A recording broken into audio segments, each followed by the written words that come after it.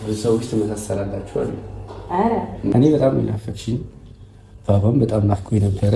ከዚህ በኋላ ነገሮችን ለማስተካከል ነው የኔ ሀሳብ። ማለት የእስካሁኑ አለቃት ዲስታንስ መፍጠሪ ክፍተት መፍጠሪ ምናምን ልክ ሆኖ አላገኘሁትም።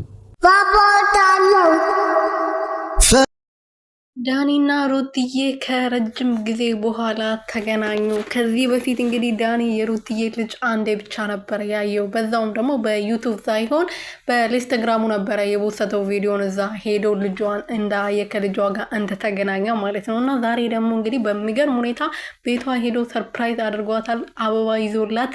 በዛ ደግሞ ልጁን ካየው በጣም ቆይቻለሁ፣ በጣም ናፍቆኝ ነበረ፣ እንደተራራቅን አውቃለሁ። ከዚህ በኋላ በደንብ እየተገናኘን ጥሩ ጊዜዎችን መልካም የሆኑ ጊዜዎችን እናሳልፋለን ብሏል። እንግዲህ ዳንሻ ሰላም ቤተሰብ እንዴት ናችሁልኝ? እኔ ያለው ፈጣሪ የተመሰገነ በያላችሁበት ሰላማችሁ ብዝት ትርፍርፍ ይበልልኝ።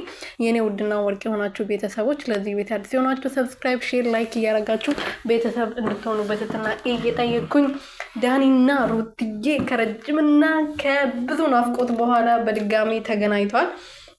ያው በፊት አብሮ ብዙ ጊዜ ቪዲዮ ይሰሩ ነበረ እና እንደዚህ ከመጡ ደግሞ በጣም ቆየት ብሎ ነበረ እና ዳኒ እንግዲህ በድንገት ዛሬ ቤቷ ድረስ ሄዶ ሰርፕራይዝ አድርጓታል። በዛሬ ደግሞ ልዑልዬ ያንተ ልጅ አንድ ትመሳሰላላችሁ ብሎ በጣም ብዙ ሰዎች ሲያወሩ ነበረ ቪዲዮን ከወሰድኩ በኋላ እና ልጄ በጣም ናፍቆኛል ሲል ነበር ዳኒ። ያው በድራማው አይታማም እና ለማንኛውም ጥሩ ጊዜ አሳልፉ ነበር። ደስ ይላሉ የምር